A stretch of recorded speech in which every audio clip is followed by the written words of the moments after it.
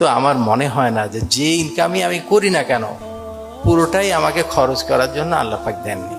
আমার কাছে এরকম মনে হয়। দলিল কি? দলিল হলো এরকম, মানুষের মালিক আল্লাহ পাক। সূরা নাসে আমরা পড়ছি, আমরা আল্লাহ পাকের কাছে আশ্রয় চাচ্ছি, কুল আউযু বিরাব্বিন নাস, মানুষের রবের কাছে আশ্রয় করছি, মানুষের মালিকের কাছে আশ্রয়, মানুষের ইলাহের কাছে আশ্রয়। মানুষের মালিক আল্লাহ পাক। দুনিয়াতে দেখেন, আপনি যদি 10টা গরুর মালিক হন, যে গরু থেকে যা উৎপাদন হয় কে ভোগ করে? উৎপাদনকারী ভোগ করে না। গরু ধরে অনেক লিটার দুধ দিল, গরু কিন্তু সেই দুধের দাম যে বিক্রি করে যেটা হলো সেটা কিন্তু গরু ভোগ করে না, মালিক ভোগ করে। আপনি যদি একটা গাড়ির মালিক, গাড়ি থেকে যা উৎপাদন হয় গাড়ি কিন্তু ভোগ করে না, ভোগ করে মালিক ভোগ, রাইট? তাহলে আমার মালিক যদি আল্লাহ পাক হয়ে থাকে, তাহলে আমার থেকে যা উৎপাদন হবে তা ভোগ করবেন আল্লাহ পাক। আমি কতটুকু ভোগ করব? যেটুকু আমার খাওয়া পরা এবং চলার জন্য প্রয়োজন সেটুকু ভোগ করব। যেটুকু গরু ভোগ করে থাকে, গরু কতটুকু ভোগ করে?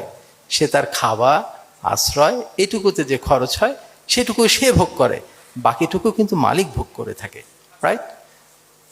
এটা একটা দলিল। আর একটা দলিল কি? আল্লাহ পাক এক জায়গায় বলছেন, তোমাদের কাছে টাকা পয়সা এবং সন্তান সন্ততি আমানত হিসেবে রাখা হয়েছে। আমানত। এখন আমানত মানে কি? আমরা কোথায় দুনিয়াতে দেখেন, কোথায় আমরা আমানত রাখি? টাকা পয়সা আমরা ব্যাংকে আমানত হিসাবে রাখি, রাইট?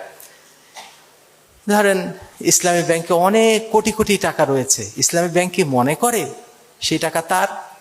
কোনো সময় মনে করে না। মনে করে এটা ক্লায়েন্টের, ক্লায়েন্ট যখন চাইবেন সেটা সব ফেরত দিতে হবে। ইসলামী ব্যাংক কিছু টাকা রাখেন, কতটুকু?